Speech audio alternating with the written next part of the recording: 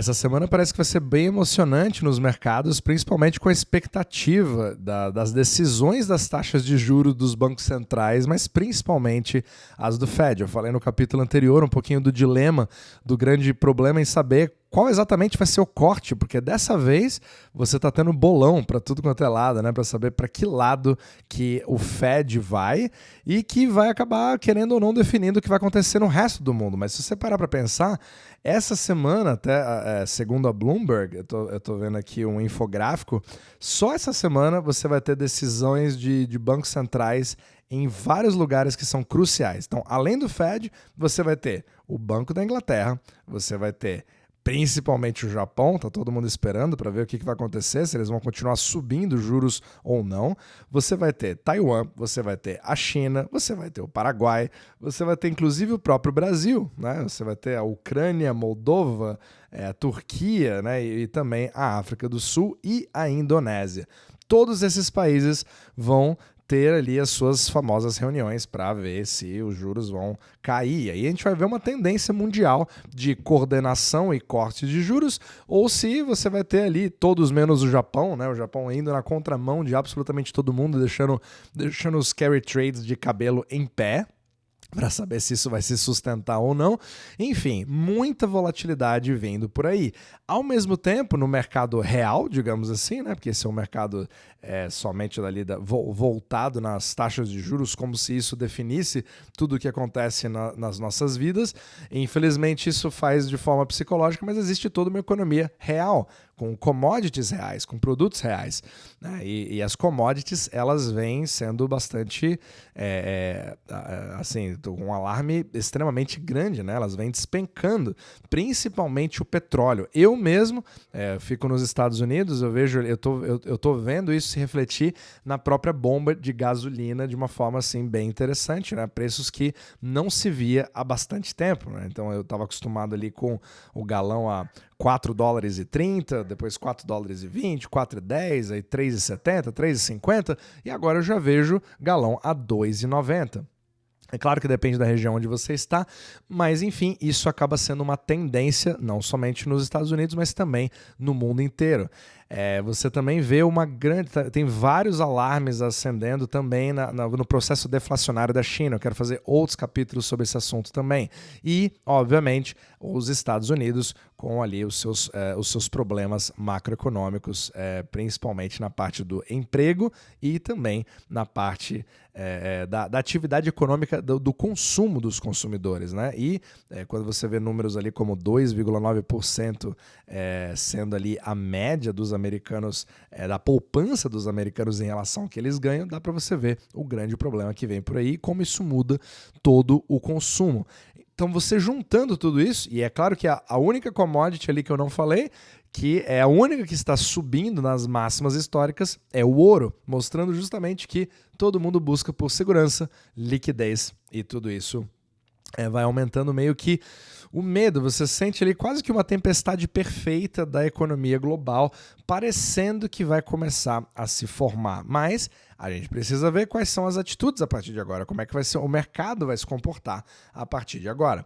Só que, inclusive quando você vai falar ali do Fed em si, pela decisão das taxas de juros, você agora já está abrindo outros tipos de pressão. Olha que interessante. No capítulo anterior eu falei sobre aquela dúvida se vai ser 0,25 ou 0,5, certo? Então, o corte é praticamente certo, mas qual que vai ser o tamanho do corte?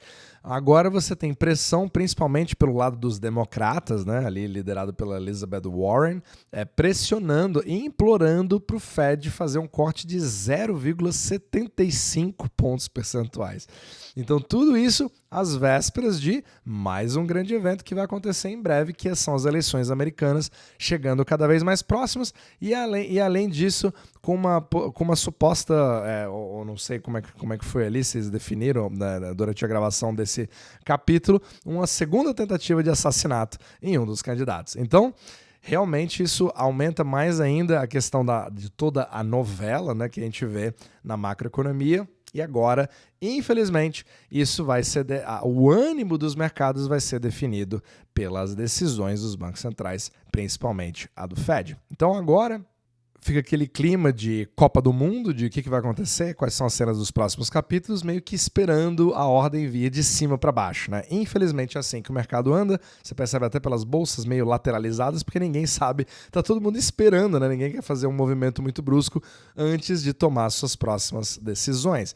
Mas o que eu quero falar aqui é que um dos maiores componentes, né, que eu venho falando bastante em outros capítulos, principalmente nos do Japão, é o famoso carry trade. Então, se você perceber, todas as grandes movimentações que criam não somente volatilidade, mas crises, né? falta de liquidez em algum lugar e você tem um flash crash ou vendas insanas em determinados ativos num curto período de tempo, como a gente viu recentemente ali, né? Um mês atrás, do carry trade do Japão, são justamente esse tipo de movimento de carry trade que acontecem em vários lugares. Não é somente o Japão, não é somente um tipo de mercado, são vários tipos de mercado e vários tipos de países. Então você pode ter carry trade saindo da China indo para os Estados Unidos, fazendo, mesmo que seja por formas obscuras, mas o que importa é você pegar empréstimos em uma moeda mais fraca, com juros mais baixos,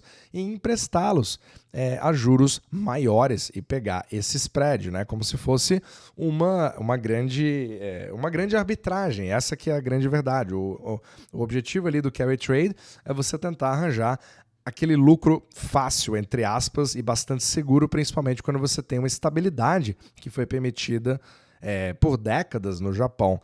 O Brent Johnson soltou um relatório sobre esse assunto, quero inclusive fazer outros capítulos sobre isso, mostrando que sempre esse tipo de história ele termina com um final não muito feliz, porque o carry trade ele precisa se manter com aquelas mesmas condições que foram dadas no início. Só que aquilo que parece não ter risco nenhum, ele depende de uma série de outras coisas. Você precisa ter uma tranquilidade na taxa de câmbio, ou seja, você precisa que isso não varie ao longo do tempo.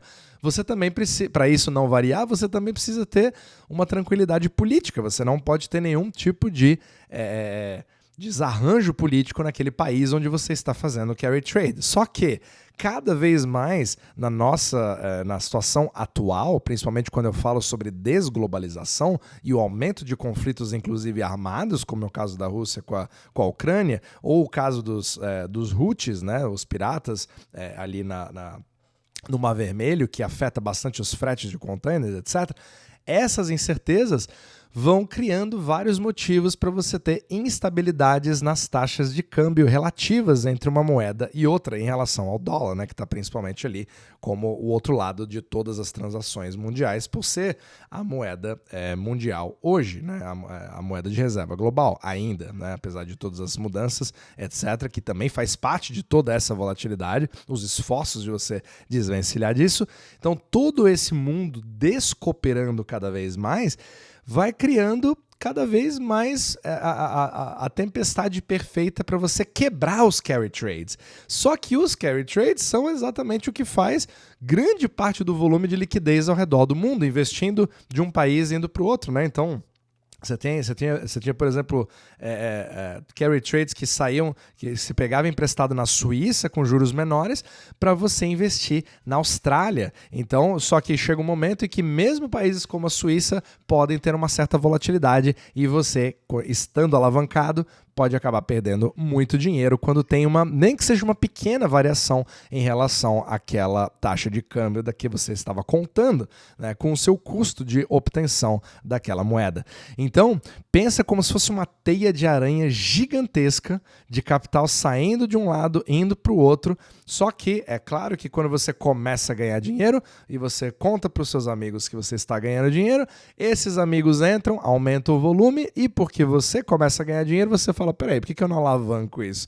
E eu pego mais dinheiro emprestado para fazer e triplicar a minha aposta e fazer aqueles meus 3% virarem 30%. Pronto, você acaba de ver a fórmula perfeita, principalmente agora com tamanhas incertezas sobre os movimentos de juros dos bancos centrais, mais os movimentos das commodities mostrando que o mercado real não está indo muito bem, mais os ouros na máxima, mais o ouro nas máximas históricas, pronto, você acaba criando a condição da tempestade perfeita para volatilidade e incerteza. Mais ainda, colocando a cereja no bolo de que nós teremos uma eleição agora em breve, percebe? Então é mais ou menos isso que eu queria te passar, de por que essa semana realmente ela exige atenção, né? Não estou dando nenhum tipo de dica aqui de investimento, mas para você poder realmente ter essa noção de que tamanhos movimentos que podem ser coordenados ou não coordenados. Eu olharia para todos esses países, né? Coloca na sua agenda, se você quiser dar uma olhada, não somente o Fed, mas o que os outros países vão fazer depois do Fed. E aí você dá uma olhada nas taxas de câmbio. Eu vou olhar principalmente ali o iene, né, o yuan, para ver se eles vão porque às vezes isso pode fortalecer bastante, ou pode ir para o lado contrário, nunca se sabe. Tudo vai depender do humor, da forma que o mercado vai interpretar o discurso do Jerome Powell e do discurso do Japão e de todos os outros até sexta-feira. É bem provável que semana que vem nós tenhamos um contexto bem diferente do que a gente imaginava que fosse. Eu não estaria nem um pouco surpreso. E tudo isso deixa toda a nossa discussão macroeconômica cada vez mais interessante.